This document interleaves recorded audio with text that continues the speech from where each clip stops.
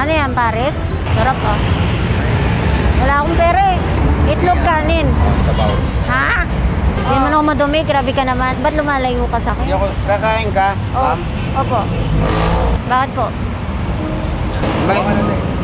Wala po akong pera. Di, ako. Kakain ikaw? Opo. Sige. Hala, bigyan mo na ako? Kung kakain ka, kain. O, hingi ka na lang ng sabaw. Ano yan? Sa'yo, Bigyan mo ako? bibigyan ka sa kain. Bibigyan mo ako pagkain. Opo, opo. Sige po. Akin to? Opo. Sige, kain ka na. Samahan mo muna ako. Hindi na, kasi solo flight ako. Saan ka solo? Solo flight nga eh. Wala, hindi ako pwedeng may kasama. Bakit? Kaibigan lang eh. Hindi na, kumain ka na lang. Ay mo na ako. Tropa-tropa. Ay, solo flight nga ako. Eh, pwede naman dalawa flight. Kain lang eh. Wala. Ay, kumain ka na. Hindi ka na sa Bauki. Bakit? Saan ka pa pupunta? Siyempre, may patutunguhan ako. Saan? Doon sa destinasyon. Oh? Korea. Saan? Korea? Oo. Ako Japan. Asan ang pamilya mo? Gagawa pa lang ng pamilya. Oh? Oo. Kaya nga, pupunta ako ng Korea. Sa Korea ka ba gagawa? Opo. Oh. Para magkaroon ako ng pamilya. Kumain ka. Halika na, libre kita. Libre kita. Binigyan ka kasi ng sampo.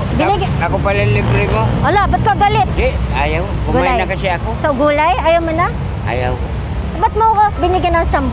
Wala ka naman pala masyadong pera din. Pareho tayo. Para kumain ka. Ikaw? Kumain na ako. Ano ba meron dyan? Silip lang ako. Karton, panapin.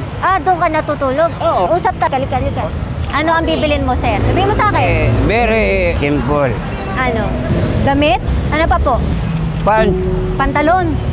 Bibili tayong pantalon. Ano pa po? Baka Halika, mabigla. shopping tayo. Ayaw ko. Bakit? Mabigay ka pera. Oo. Ako may pera ako. Ako may pera din. Binigyan mo ako 10. Oo.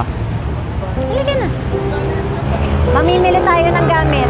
Damit lang akin, tsaka... Tsaka gusto mo tutulugan? Hindi na. Dito lang naman ako natutulog eh. Una natin ng tutulugan. Hindi na.